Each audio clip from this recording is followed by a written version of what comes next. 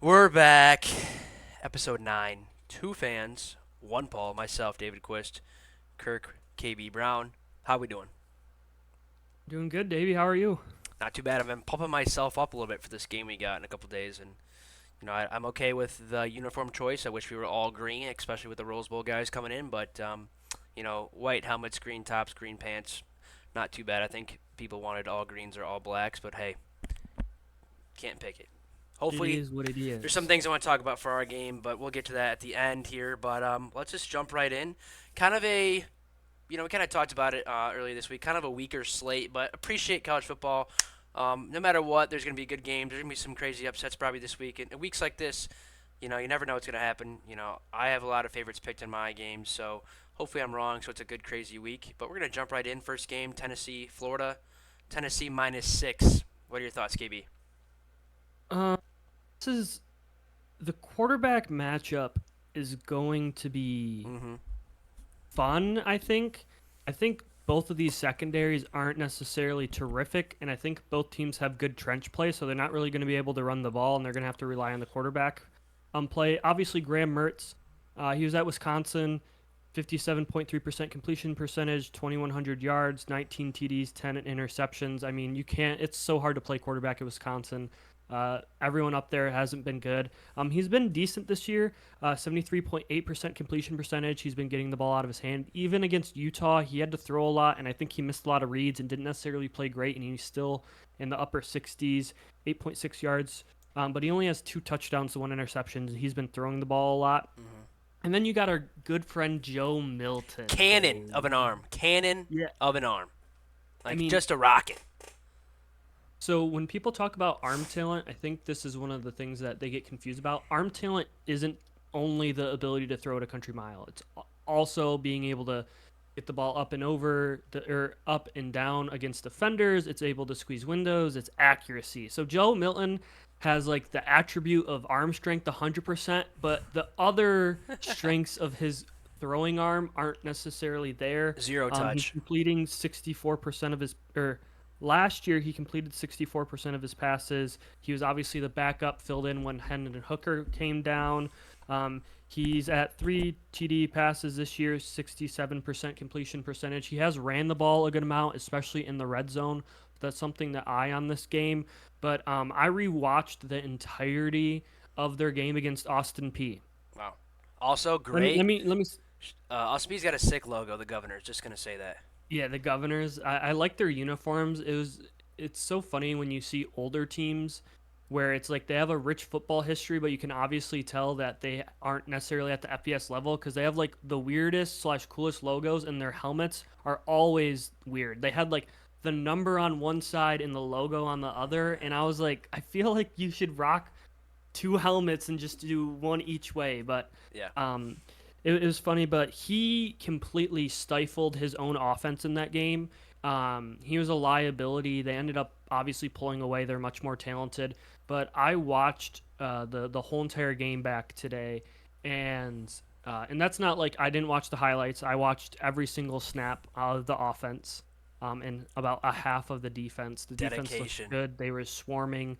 Secondary looks kind of prime for up tempo passing attack, but Florida doesn't really do that. Um, but he started the game 1 for 8. Now there were two drops, and none of the balls were necessarily like within the frame or good passes. And then you look at what happened afterwards, and you're like, oh my god! But he completed like 66% of his throws. They ran. I'm not lying. I think 20 screens. Wow. Like they didn't throw the ball downfield at all. He maybe had one where he scrambled out and threw about a 15 yarder and it was dropped. There was like four drops in this game. He threw about 20 screens and they ran the ball, and we're just like, we can't beat ourselves here by killing our own drives because they're so much more talented. Let's hand the ball off, play it safe. And when you really look at what he does, there's a really good instance. He had a dig route, or no, an out route about 12 yards down the field, and it was about his third read. He gets to his first read, doesn't like it. Second read, doesn't like it. And then third read, and he never flipped his hips. His hips stayed on the second read, and he kind of just turned an upper body and tried to upper body throw it, and the ball was way behind, and the receiver couldn't catch it. And that's just one of the things is you want an accurate on-time quarterback in this Heupel system. It's the Good same catch. system that's the air raid that's produced all the best quarterbacks I'd say in the last Really good. 10 years in college football, and he just isn't that guy. Yeah, That's my take. He just he's isn't got that guy. he's got a cannon of an arm, a rocket, and from what I remember when he played state, that I can't remember what year it was, but he had no touch. 2020. Yeah, COVID year. So he had no touch from what I can remember. He's got a missile, but man, he doesn't know how to just place it in there. Guys, just little boop, just throw it in there, but he can't do that. But is Graham Mertz really that good? I don't know. This could be a really close game. I don't really know how good Florida is, and Tennessee has kind of played weaker competition. Um, I think this could be a fun game to watch, and I'm gonna go Tennessee -6. I think they win by more than a touchdown here. I just think they have better talent. Um, but I would love to see a close game between these two. Yeah, I'm actually gonna take Florida here. Mm. Just and he came in last year in a moment in the fourth quarter, and they had the ball on like the 25-yard line and ran out of bounds to end the game. Like he's just not a guy that's gonna. I feel like gonna go into the swamp into an extremely hostile environment. Oh, Florida Tennessee rivalry, you already have that, and I think this is gonna be a low scoring game where the defenses kind of flex their muscles, and I think you're going to see the quarterback that doesn't make the mistakes is going to be who this. I don't see Milton avoiding mistakes. He doesn't have very much quarterback awareness in the pocket. I wanted him to be great at Michigan, and then I wanted him to be great at Tennessee, and he got replaced by Hendon Hooker. Everyone forgets that. He already lost the quarterback competition. He had to come in after the injury, and it's only because Nika Iamaleava is a true freshman with not a lot of time in that system. That's kind of wonky and not kind of like much you play in high school that you see that. Should be a really good matchup out guys. You have Montrell Johnson, Trevor Etienne are the two guys for Florida. It's going to be a battle in the trenches. I expect a low time of possession, slow, kind of methodical game by Florida to try to limit, Heupel's wild sitting down the field every 2 plays. Yeah, should be a fun one. 7 o'clock kick. Uh, Ooh, one other asterisk is we have a Squirrel White on Tennessee, which is a top 5 college football receiver name. that is a sick name. I would agree. Sick name. That's one of their better receivers too. Squirrel White. I'll keep an eye on that. I might be able Squirrel to. White. Probably can't Yep. watch this game since we have a 5 o'clock kick, but should be an intriguing matchup. Could be low scoring. I think I'm gonna take Tennessee in the points, and KB's gonna take Florida +6. I'm gonna keep track for I'd this take week. Florida money line, honestly. Okay, I'm gonna keep track this week just so we can compare on our review because we really haven't. We just been kind of been talking about it, but just for fun, we'll keep track. Next game, I kind of like this little Big Ten ACC game here. Minnesota UNC. UNC -7.5. I think this is a low-key fun game. What the hell is Minnesota's offense? Are we going to find out, or is it absolutely nothing? Can they run the ball with, I think it's Sean Tyler from Western who transferred over. Yeah, and Minnesota's had a good running game the last few years with Mo Ibrahim and whoever. Pretty much Minnesota can always run the ball.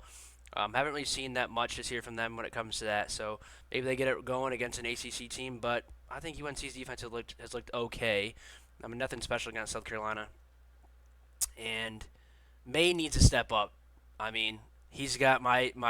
That's a weird Heisman pick, right? It's a weird Heisman pick right We're now. kind of He needs to have a yeah, game. yeah, yeah. He needs to have a game. And if Minnesota can't run the ball, and they're trying to run the ball, then he'll have the ball a lot in his hands because that's just gonna, turn it over. But the time may not be in his favor, so I'm not really sure. But he needs to have a game where he has like 300 passing yards and 3 TDs here, and kind of just leads UNC to a nice win. But it could be close because Minnesota's defense is pretty solid from what we've seen so far. But their offense is just diddly shit. So if Minnesota can't run the ball, and I don't know how to say their quarterback's name, Millie Manis, something crazy like that, some Midwestern. Athan Kaliakmanis. Kaliak Manis. I don't think he's a really good quarterback either, so I'd like to see UNC, do what they do, run the ball, get the ball to the receivers, let Drake May kind of run that offense and have a good day, and I think they're going to cover. I'm going to go UNC -7.5 here. Yeah, so it's I think we've been conditioned when we see kind of these games where teams don't play each other a lot, where it's an inter-conference thing, that we always think that the offenses are going to have the competitive advantage. When I see Dre, see how he's competed through this year, I mean, he's completing 72% of his passes, but only for 7.7 yards attempt. He has a complete inability to push the football downfield. Part of that is on receivers catching the ball. Part of that is them getting open. 2 touchdowns, 2 interceptions. Not the start that he probably wanted. He's injuring his draft stock, which isn't obviously on his mind. He wants to go out there and win games, but he's definitely the better of the two quarterbacks. Athen is bad. I mean, just objectively not good quarterbacks are this year. Now we can blame the receivers if we want, but if you're completing 57% of your passes, that's not on your receivers. You're not throwing enough catchable balls that they're dropping your average that much. And he has a 1-to-2 touchdown interception ratio. Obviously, the one touchdown was that crazy lucky grab where he was 2 seconds late and the guy toe dragged in the opening weekend against Nebraska. Great This catch. team could easily be 1-1. They're lucky to be 2-0. The same thing could be said for UNC. Shout out Sean Taylor. He got the bulk of the carries week 1, but true freshman Darius Taylor had 196 or somewhere around there against Eastern Michigan. And then on the other side, Omarion Hampton had 271 and a few B's in the App State game. I think both these teams are kind of scared on how they're going to be able to approach this game. UNC's defense got absolutely sliced and diced by App State. They were able to run against them. They were able to make creative and easy reads. They had 9 sacks week 1 and still remember all the yards, and they still scored like 21 points. South Carolina did. Yeah. Is that defensive capability there to get 9 sacks? I really don't think so, Dave. Like, I just didn't see anything in their other game. They had 9 sacks to kind of come out of the Carolina game. Minnesota protected and runs the ball and keeps them, the pass rushers at bay. Can that defense stop anyone? Like, they got kind of not railroaded by App State, but I mean they were not like a dominant Power 5 versus Group of 5. Not that App State's a team. Yeah. I just think that UNC is a better team here. Maybe it's closer than a 7.5 point game. I think the biggest thing is quarterback play. I don't think that kid's any good, and if you can't, maybe UNC just loads the box and they stop the run, so then they have to throw. You can be stubborn and keep running, but if that doesn't work and you just turn the ball over left and right and giving the ball back to Drake May, eventually he's going to make some plays. So Minnesota's got to be dynamic and make some plays. Yes, their defense is solid and they could stop Drake May, but I mean, if Minnesota's just giving the ball back to UNC, they're gonna get tired eventually and run down, and Drake May can make a couple throws here and there, and it's a 14-point game at the end of the game like that. I will agree that App State game was really close, and they also got torched by South Carolina, a lot of yards. So this could be an interesting matchup. It could be really close, but I just think that UNC's offense will be too much eventually down the road, and Minnesota's defense might be on the field for too long if their offense can't get anything going. And I think I agree with that. At the end of the day, you can't win with this quarterback. They shouldn't have won the Nebraska game. They beat Eastern Michigan by just saying, "Hey, we're no longer going to trust you holding on to the football."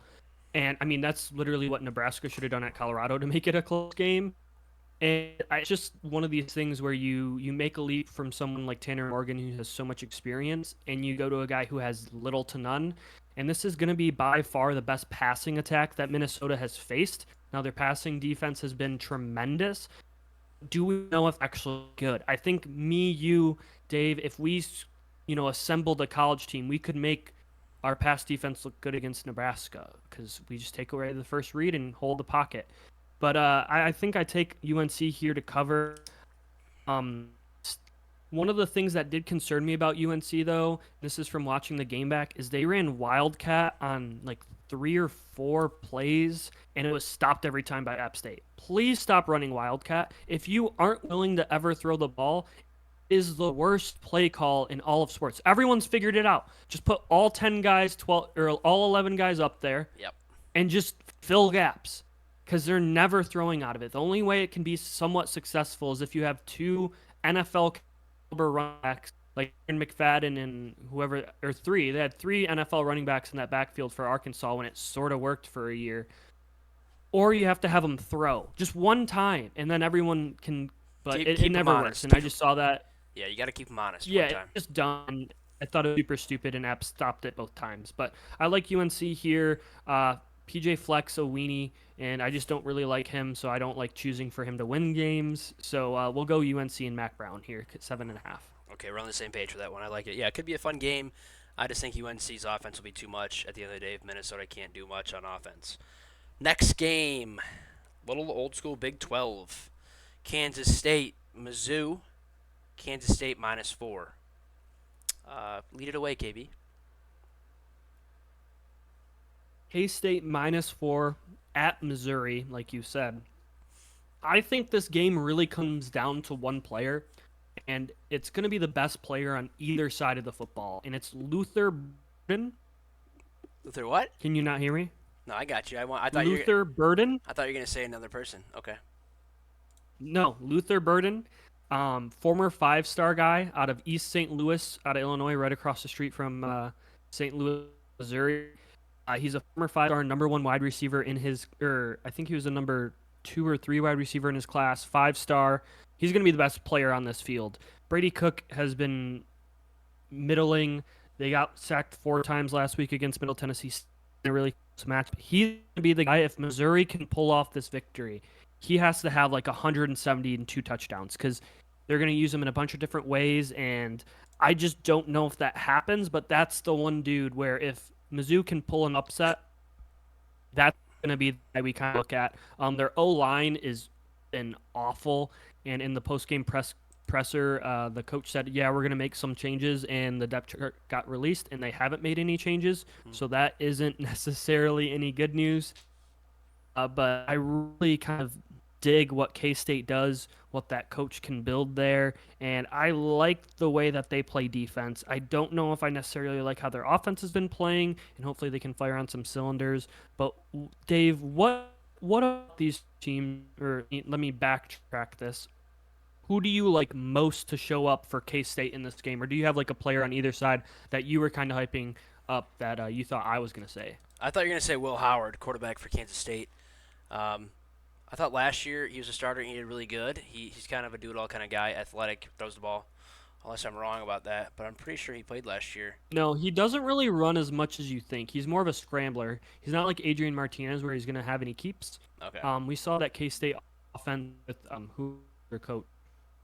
Oh my God, one of the great coaches of all time in college football. But they always ran their quarterback, and now they're kind of getting away from that, going to the former North Dakota State Yeah. football coach. But yeah, Will Howard has 67% 5 TD 2 pick in the year. So Yeah, I had guess him we'll down, see. and I didn't know about the guy you're talking about, but I was looking at his numbers, 15 catches, 213 already, so he's definitely gets a lot of catches. But I think Will Howard is a solid QB. I think Mizzou could be kind of sneaky here, but their first game, I mean that's a different, no, wrong game. But sorry, I think Mizzou could be sneaky. The Middle Tennessee State game. Yeah, the next game too. I was looking at that was a close game for but that's different. I think usually Kansas State and their coach has a really good defense too, so I'm not sure this is going to be a high-scoring game. I think Will Howard can take over, but I don't know. I'm kind of questioning now after you brought up that Luther guy. I feel like I might go to Mizzou, but when I first was going over the game, I had Will Howard as a really good quarterback, and he might be able to take over, and Kansas State has a really good defense, and Mizzou could be sneaky, but after you brought him, that guy from Mizzou, Yeah, Luther, I don't know. Missouri's defense is definitely their strength too. Okay. They've been good in the first games. They've forced 6 punts through the first two in the first quarter, and maybe they can take that to get a good lead. But they haven't trusted Brady Cook to throw it all. He's had 19 pass attempts and 21 pass attempts, and you're like, oh well, it's the first 2 games. He's probably out. And oh, they had a 23-19 win at Middle Tennessee State, and he was not throwing the ball. Now he's getting some completions, but they're gonna run. They have Cody Schrader and Nathaniel Pete. Cody Schrader is your guy that's gonna get your every down back. He's gonna pick up yards, but Nathaniel Pete is more home run guy and might even throw Luther Burden back there to get some play time. Is just an explosive weapon. But when it comes down to is when you look at how most of these games come out, when you have middling quarterback play, say, or maybe above average. What do the O-lines look like? And Missouri's O-line is dreadful. Like, poor. And so I'm going to take K-State to cover here. I think that if you can get pressure on this kid, if you limit they can how long they have time to get the ball to Luther Burden on deep shots, on plays. I think you can limit what this offense can realistically do. And if you hold them to right around that 20-point mark that Middle Tennessee State did, you should be able to score more than 20 points on this really above average defense that Missouri's put together that kind of gets worn down because their offense has been so dreadful. Yeah, I had Kansas State -4 and 4-2 as well, and I think Howard and the defense will be it. But maybe Mizzou's defense does enough to keep it super close and has that covered, and it's a 3-point game. Yeah, I think we're going to see some low scoring games this weekend. A lot of good defenses against not bad quarterbacks, but not necessarily top tier quarterbacks, and that's usually a defensive win, especially in week 3. You have Gail Mom and see how they play already this year if you didn't previously. Yeah, I think Luther Burden could have a big game, but I don't think Brady Cook's the guy to really take over a game. So we're going to go with Will Howard and the Wildcats to cover. I love it. So the next game that I was looking at was that was confusing me earlier, so I apologize who was listening, was the BYU Arkansas game. Arkansas -8. And what was confusing me was two things. Slovis is at BYU. Had no idea. Dude, I saw that. I had I no saw that clue. today, and because I was looking at the game, I was like, Keaton Slow. Where is this guy? Because I feel like USC. he was at Pitt, right? He was just at Oh Pitt. yeah, he was. And then He goes, USC. yeah, USC to Pitt to BYU, but our guy Tez Walker can't get his application because of days or whatever. Yeah, I agree. That's bullshit. What I was gonna say about this game that I mixed up was they only beat Sam Houston State 14-0 on two Slovis runs. It's like, what the hell was their offense doing against the FCS team? Like, Sam Houston State might be good. Don't get me wrong, but State's played. You got to score points if you're playing an FCS team. You can't score 14. So to me, that is really weird. They scored more points last week, and Slovis had some decent numbers, but it's really weird to see. Can they run the ball? Can Slovis run this offense?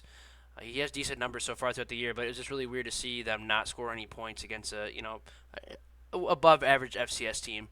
But on the other hand, Arkansas has a really good quarterback in Jefferson, and they know how to run the ball well, and he can run the ball. He's a big dude. I think it might be a close game. Knowing BYU, they play tough. They play up, in my opinion, in previous years. So I can see them covering the +8 here.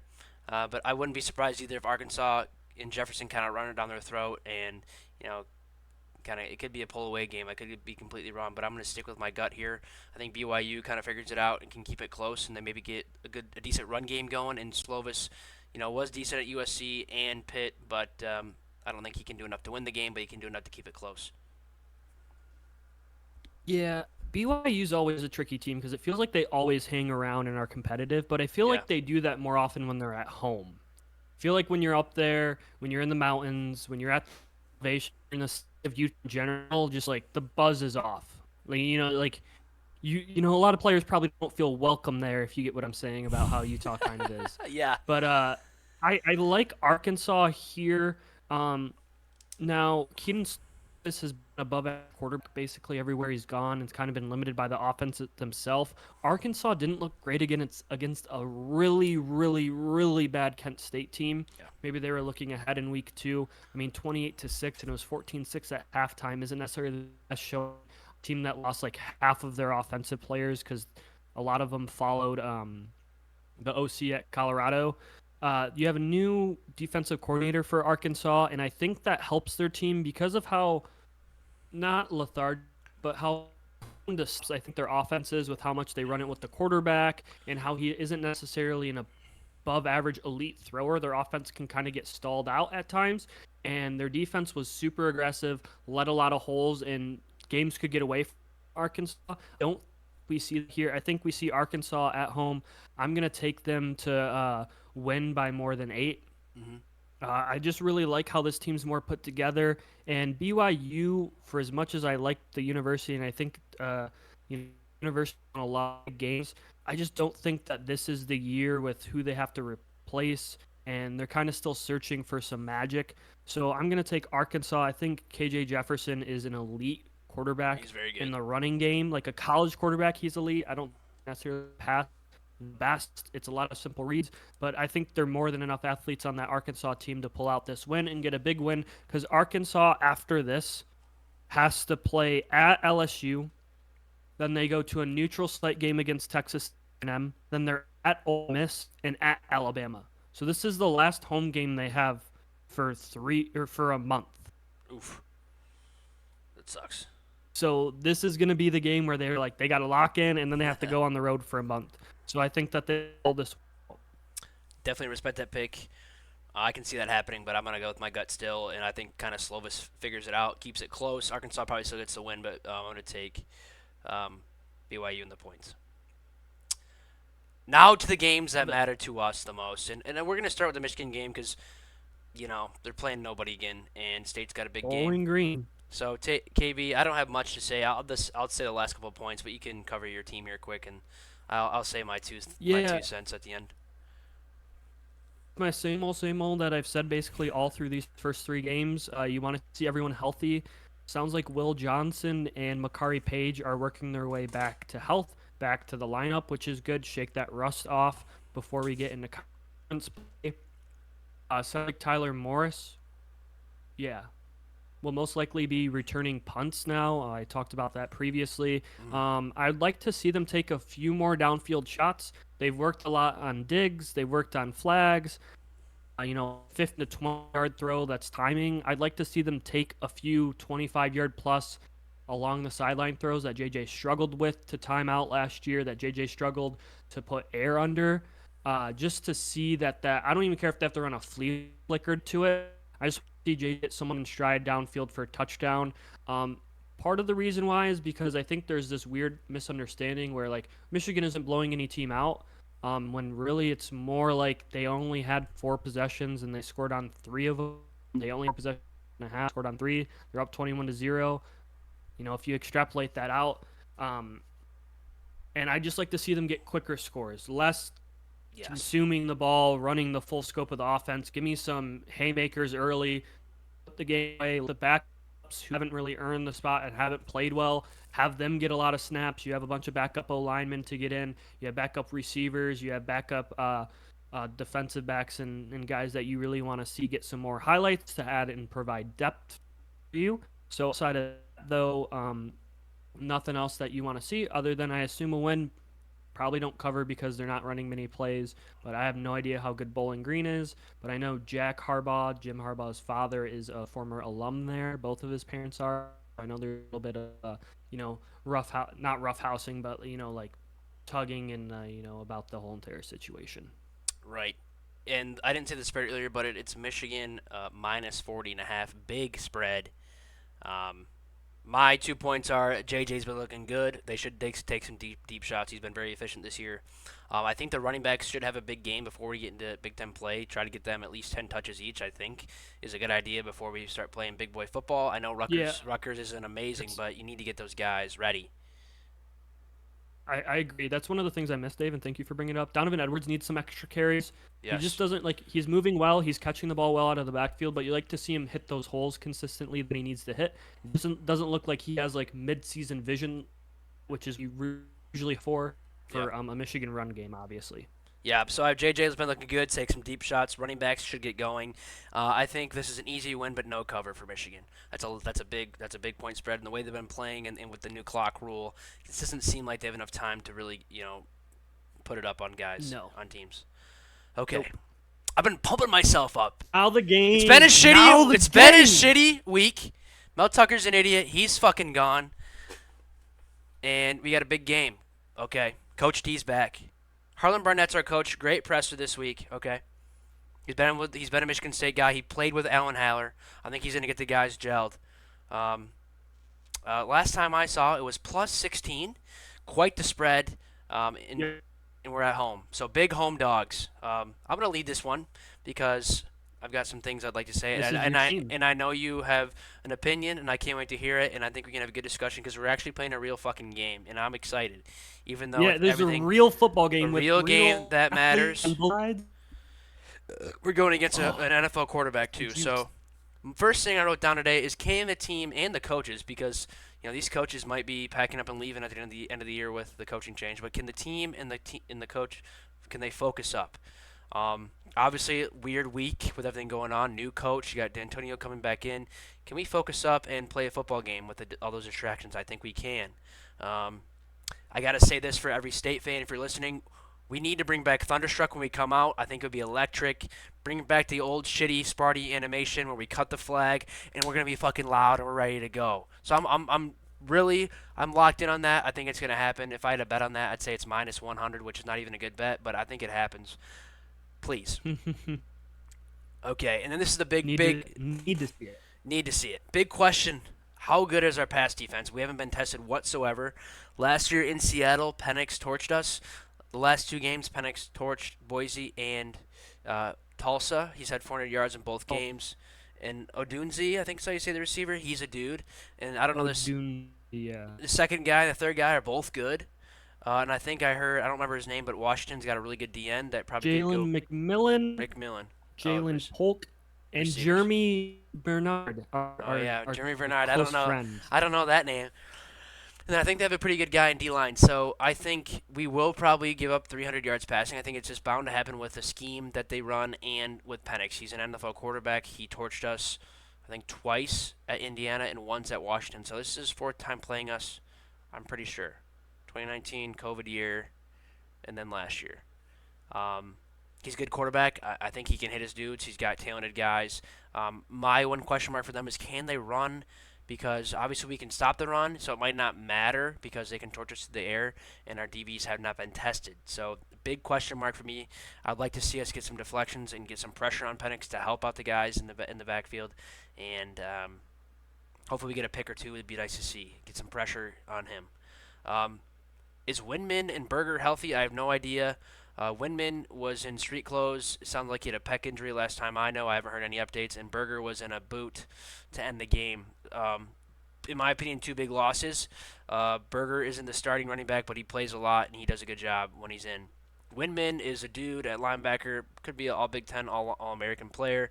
If he's out, I said his name earlier this week, Jordan Hall is a guy, number 5 at linebacker, freshman. I think he's very athletic and very good. If Windman's out, I would like to see him in with Holiday, but I'm not too sure. I heard some rumors that Darius Snow could be playing. He had a really bad leg injury last year from some friendly fire from Chester Kimbrough. I thought it was a hip, but it sounded like it was a really bad knee injury. Sounds like he might be able to play some snaps here. Hopefully coverage snaps because he's really good in coverage. So I'd like to see him out there. But with Windman out, kind of a big question mark at linebacker. And this is a game where Kim has to show us why he earned the job. This is kind of on his shoulders to win the game. I think him and Nate Carter kind of got to step up their game. Nate Carter's been great. I think they're both leaders in the Big Ten for passing and rushing. Noah Kim was very efficient last week. He hasn't made a lot of mistakes, but he's going to go against some dudes now that are, NFL talent, top talent in the NCAA. So I think Carter and him got to step up big time. And what receivers make plays, I really don't know. We got a kind of a bunch of guys: Glover, Antonio Gates Jr., Trey Mosley, Carr, etc. I'd like to see somebody kind of step up. Patrick, right? In Fitzpatrick. He's looked good when he's got catches. He only has 2 or 3, but he's looked good when he catches the ball. So I'd like to see maybe 1 or 2 guys make a couple big plays on 3rd down or in the red zone because Kim needs that. I think Kim trusts Glover for sure, and Mosley's been that guy forever. So I'm going to go with my gut and the fire that I'm feeling after this shitty week, and I'm going to go State money line because I don't really give a fuck anymore, and I think we got it in us to win with Coach D back. Even if we don't win, people say this could be a murder, but I think after the week we've had, I think the guys can rally together and keep it close, even if we do lose. But I'm going to go money line because I'm a homer, and I think the guys got it in to make this game interesting and shoot us in the top 25. And fuck Tucker, he's gone. Sorry for all the expletives, but this is a big game. And last year, my boys, I know the guys that are listening that I tailgate with were with me in Seattle. In the first half, I was so upset and kind of just I eventually gave in to the loss, but. We need to shut Penix down a little bit. I think he'll still have a good day, but we need to get some pressure on him and make him make some mistakes, and then have a good offensive day.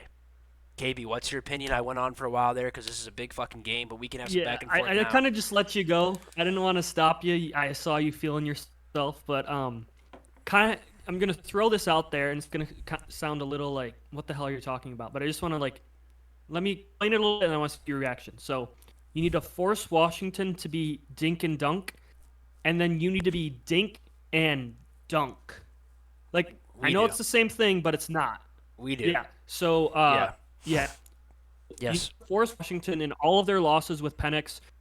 You force them. You let them get into the red short zone. Throws. And then, you stop the big plays and then you force him to make reads because Michael Penix, I mean, terrific 4,600 yards last year, 31 TD, completing 23% of his passes for 11 per attempt this year, 8 touchdowns to 1 interception. I think you really have to force him to be effective and great in the red zone because he has a good arm, but he doesn't necessarily whiz into very tight windows. He has great anticipation, throws a beautiful ball, and has great touch. So it kind of reminds me of like Kellen Moore, where like when you get in those tighter spots, he can't necessarily fit it in there. He has a good Lefty. arm, but he can touch all the long throws, and obviously lefty comparison. So that's what you need to see. Force them to not have big plays. Big plays killed MSU last year. I think the big thing that's going to come down to is line play. They're I didn't decently talk banged about up, that. and so decently banged up, and they might be starting I think that's a redshirt freshman in either center or guard, and he's 275. Wow, we should eat Let him. me With say this again: Simeon Barrow they're should eat him starting, alive. they're starting guard or center, depending if Wow. there's an injury. If injury's active, it's to their starting center. He will play center at 275. If he isn't injured, he's going to be playing left guard at 275. They're Wow. We only a got some pass protect dudes to group, the inside. not really any big losses, and I think that's going to throw Penix off enough to force him to get the ball out quick and some sacks. You need a lot of negative plays. Now, on the other part of dink and dunk, Mhm. so Michigan needs to control it by running the ball, getting Kim into early action. That's simple. I don't want to see line hash to hash throws early. Maybe a nice deep shot. We've seen a nice deep ball, but he needs to dunk the ball. I think when we think of dink and dunk in football, it's like, oh, it's a non-exciting play, but it's dink and then throw some oops and dunk the ball. Yeah. Right? Dunks. We need some explosive, high-level, fun plays. I think that's kind of some of the keys to victory. I have a few more notes, but what do you think about my dink and dunk versus dink and dunk? Dunk. We need some energy. Definitely agree. Dunk. I definitely agree. I remember the 2019, I think, game. Indiana threw a lot of short balls. So Whop Fillier, great name. He had like 14 catches, 11. He didn't have a lot of. He had like 100 plus yards, but he just was everywhere and like 3 touchdowns. So I think making Penix make those little short throws, sometimes that can beat. Sometimes teams run that and it kind of works against our scheme and they do hurry up. But I do like that idea. Make Penix make the short throws. No, nothing over the top. I mean, that's what's killed us against Ohio State. That's what killed us last year against Penix and the Huskies. I think I would agree. We need some big plays. I think we can kind of work our way down the field with a running game with Carter. And I think Kim could run. He hasn't really done it much. He's an athlete, so I don't want him to get hurt. But if you got to scramble, make a play, get 5 or 10 yards, do it when you can, get down, get out of bounds, and then if you want to run a flea flicker where we're running the ball well, we do a play action. Give me a seam with Malik Carr, or give me a long post with Mosley, or I would love to see Alante Brown come back, and he's a burner. What happened in the first game with him should never happen in football. Hopefully he's healthy after his concussion because he was knocked out, and he's our burner guy. So I'd love to see number 0 back on the field, and maybe he just runs a straight go and runs by their dude, and Kim puts it on the dot. So that could happen too. That'd be a nice dunk, and would like to see that. Like to see him back in. Hopefully he's not on kickoff because I'm gonna look after he got lit up by that kid from Central. But I like what you're saying. It'll be interesting to see. I like what you're saying. I think that's we need to put down big plays, and we need to stop big plays from them happening and make them make small plays to run down the field. And and I think for a lot of things that's obvious, but you can't get in the trap meet either. You can't be only looking for the big plays. They got to control the possession, limit what this DeBoer, Washington passing attack, this air raid scheme can get into because they really wear you down with plays. Now, interesting, the last two things I wanted to point out, you're talking about the terrific edge rusher, Braylon Trice. He's really going to test your tackles. He is strong, big. He's a senior. Some thought he could go last year and get drafted, and he returned, maybe possibly win a Pac-12 championship and maybe go to the national championship game is what he was kind of looking for. They're very experienced on the defensive side, but I don't know if they're super high-end skill level. They looked okay at Tulsa, but let up some big run plays. But this is going to be a challenge for secondary, like you said. But I just want to point out, you have 3 starting true sophomore guys in the secondary, Tatum, Magnum, and Spencer. And this is their first time. I'm sure some of them played a little bit last year, but this is their first time, in live where the true starter at the start of the season, in Yep. the middle of the camp, where they're getting all the first team reps, that they have to go against some dudes. Romy Odunze, uh, Jalen McMillan, Jalen Polk, Jeremy Bernard. There's 4 players, and I'm going to confident, and all 4 of them are better than maybe any receiver West or Michigan State has. Maybe Jeremy, I mean, he would definitely be a starter for you guys if he would have stayed around. Obviously, he was at MSU last year Yep. because he didn't want to stay around Kalen DeBoer. Only got 7 receptions, didn't feel got utilized enough back on the West Coast with a team who was originally recruiting him and originally committed to. So this is going to be an interesting group. Hard to stop, but if you can force the touchdowns to come in the red zone, force them to run the ball in the red zone, force them to do things not comfortable with pressures, I think that's a pathway to victory. I do not think MSU wins this game. I think there's too much mentally going on, but I will take them to cover. 16's a big spread for a team that's at home, that always play well home, that all play well big games. They got D'Antonio back. The crowd's going to be raucous. They're going to want to see a win. They're going to be, super behind the players. I mean, even if MSU loses by 35, I think the whole entire stadium's still going to be at the end to let the players know, hey, this isn't about you. That's how well that team can kind of rally and be behind them. So it's all about how this game is called. Because sometimes Mel Tucker, he might have been helping with the defensive scheme. He might have been putting together an offensive scheme. And now those call it we've been complaining about have time and opportunity to put together a great piece, with all the distractions. All right, I'm putting my head down and just writing out the best plays of my life because I know I'm auditioning for a job next year. I don't win a game 4 months now. No one's going to be watching it. It might not be televised based on how we're winning or losing. But if we can do it right now on a big time national stage, 7 o'clock night game, goofy shit happens in Lansing. 5 o'clock. 5 o'clock game East. will be nighttime by Peacock. If it's up, you win. There's gonna be a thousand burning couches littered everywhere. I just like Michigan State to keep it close. I mean, like, I could expect them to lose by like 7. Like, I would not be at all surprised if it's a back and forth game.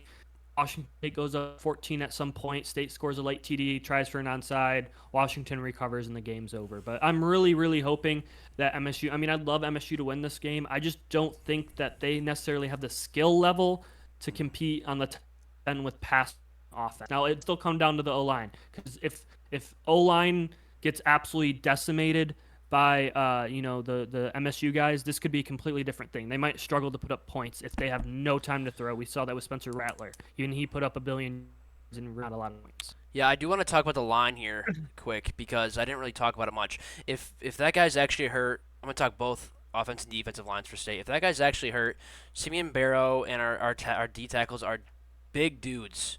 They're going to eat him for fucking breakfast, lunch, and dinner. He's starting regardless. He is their Wow, well, starting he left might guard. be he might be getting eaten alive by our And dudes. he's either playing left guard or center, depending on the injury at center. Also, Zion Young, he's been really good too. He stands out to me every game. I look at Matt Neal sitting next to me, I'm like, who is that again? Zion Young. I think he's number 8 for D end. He's been all over the place. Like to see Tumashe Adeleye make some plays. I think he's been kind of all around D end. He sent out a tweet earlier. Yeah, I know. It was very cryptic. But I would love to see Simeon Barrow and okay. I'd like to see our D tackles eat this kid alive. That's 270 on a Power 5 team, and to our O line, huge question mark for me. Huge question mark. We've been in last week. I really didn't see them get a push sometimes against a Richmond team that we should get a push against mostly every play.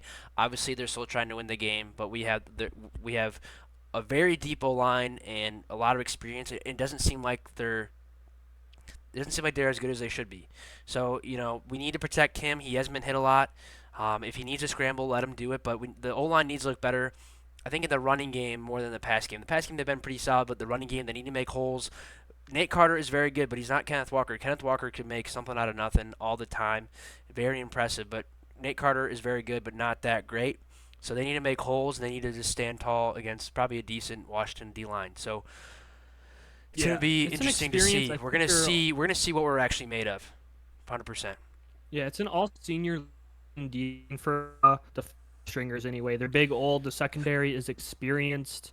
So it's kind of like, can the young Spartans, right, for everything except for your O-line and probably D-line and linebackers, so for all your skill players, on both sides. Can the skill players young be the difference in this game? Yeah, I think And that's kind of what you're hoping for. And I mean, I say to you, because I mean, who's going to make the play to beat these experienced veterans, and who in your secondary are you turning to? Like, we Dylan have to Tatum. cover these guys. Dylan We're not going Tatum. to run a lot of man.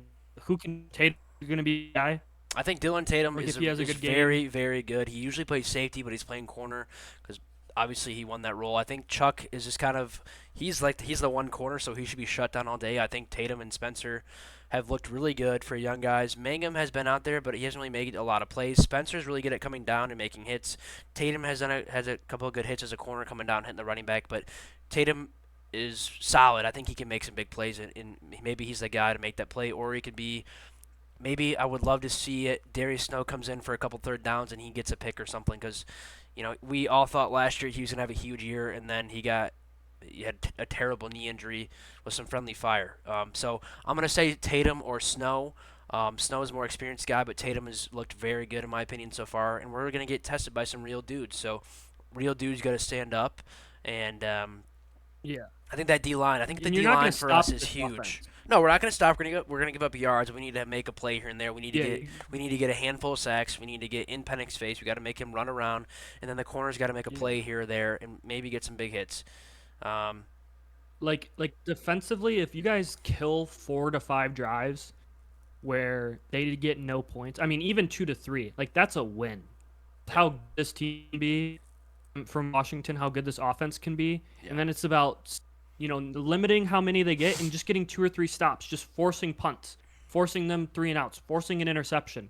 You know, you can't let anything deep, but you still gotta be aggressive. I would You know, like it's a weird contradiction that they put you in. Yeah, I'd like to see Tyrell Henry step up too. He didn't really do much last game. He had a lot of fair catches in the punt game, and I don't think he had a catcher or anything. But he's really good too. He's one of those. We have like 4 or 5 guys that are just kind of there for receivers, and one of them could step up. I do want to say I was thinking about this when you were talking earlier. Last year, they got up big, and we kind of almost had a sneaky back cover. So I think we can score on them when we can compete with them. We just can't. We had that transfer running back. He slipped on the two, or slipped and had a safety. That was huge in the game last year. And their stadium was rowdy. And then I think the next drive they scored, and like that, it's a 9-point swing. So that Yeah, can't happen. We can't have that. it, We can't have mistakes like that. the snowball effect. They got to stop the snowball effect. Was kind of like there was one big critique of Tucker. I mean, he won a lot of big games, obviously, but it was some games got away so quickly they didn't even show up, His and game that's the management thing you too. can't allow to happen. No, and his game management, in my opinion, was not the greatest. Really bad timeouts sometimes, and I don't know what he did calling on plays or if he stopped coordinators from calling plays, but I'd like to see Barnett and Coach D. I think Coach D's just kind of there to help everybody through this, but and he's been in big games. Obviously, we had a lot of crazy plays. We had Little Giants. We had the Hail Mary against Wisconsin. We had you know really crazy good games with Coach D. So he's been in these spots in big games, and I think with Barnett and him, just lead the guys and trust your coordinators. I think Hazelton's been doing well. Jay Johnson has done well in the past. He's looked okay so far this year with his play calling, and let Kim make some plays and Carter make some plays. And then at the end of the day, the coaches aren't playing, the players are playing. The players got to make plays. So that's what's going to happen for us to win. And if I'm a player, I'm pissed off, or maybe you sympathize with your coach because he did he had whatever's going on with him and the whoever Brenda Tracy. But at the end of the day, I'm pissed off as a player. This guy could have lied to us and whatever you think, but I put the uniform on and I play. So that'd be my mindset as a player, and then show the country what we're made of. If everyone thinks we're gonna lose, I mean Vegas thinks we're gonna lose by 16. So not much more I can say. I'm pretty Yeah. pumped up. I think this game has to be close. I would be more confident in that if this whole Tucker thing didn't happen because that's a big distraction. But I think the guys are going to rally together, and I'm going to go still with my gut with the money line. But they could lose. Yeah. But I'm going to. I mean, I'm with you We there. got it. We got it. Yeah, I mean, I'm with you there where I think this game's going to be close. I mean, Michigan State plays everyone big game at home. Sometimes at the away games, they get absolutely massacred like a flailing pig, as we've seen throughout the years, but they're usually good at home. But this is also, and I know we talked about it earlier, but I kind of want to end on it as we kind of break down this and finish Yeah. this. This is Noah Kim. He just won Big Ten Player of the Week. He's had a very rocky start in the CMU game. Like if he has that start in this game, obviously there's some drops, but there's a lot of inconsistency on his gameplay where his drops weren't timed well and he wasn't hitting timing routes. Like the game could be over by the time he figures it out by the end of the second quarter.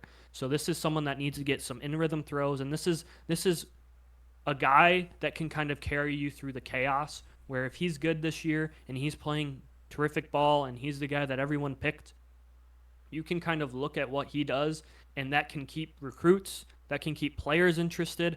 I mean, if you lose by 7 to the number, what, they're 11 team in the country or 8 or whatever, 8. 8. If they're the number 8 team in the country, you lose by a touchdown or 10 points, like no one's going to be mad at you. And if Noah Kim plays well, it's like, okay, we can build around all the guys here as long as coaches aren't trying to poach us to the SEC or their conferences.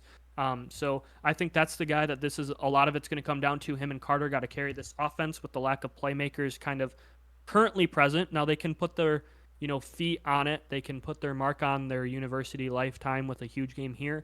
But those two got to make some huge plays, and I'm excited to watch this game. Yeah. Um, I probably won't be able to watch the end of it. I have a baseball game that I have to go to, but I'll try to watch as much as I can. So Yeah, I would agree with that. I think it also could down to our kicker, who's looked pretty good. He's had 2 big kicks. And I just was thinking, Kim and Mosley were actually recruited by D'Antonio. They're D'Antonio guys. So kind of cool little way to loop it in with him being there. I think the guys will be ready to go, and I'm ready to see a win this weekend. I'm going to be hyped up in the stadium. Hopefully people are being safe because they're going to start selling alcohol. There's only 3 spots in the stadium. We're going to have the Rose Bowl guys back for the 10th year anniversary, and Javon Ringer and some other people are going to be inducted into the Hall of Fame. So it's going to be a good overall day, and we're going to keep it close. We're going to get the dub. So I'm pumped up, and hopefully we talk to a happy David Sunday night, a Monday morning. And I'm looking forward to breaking this down after the game, either way it goes. But my pick is money line. KB's going to go with us in the points, and I'm looking forward to going to the game and having a good tailgate. Anything else you want to end on, KB, before we cut this one short? no, I'm all good, Dave. All I gotta say is go blue. Go green, baby. Let's get a big dub, and we'll see you guys Sunday, Monday. See ya. Yep.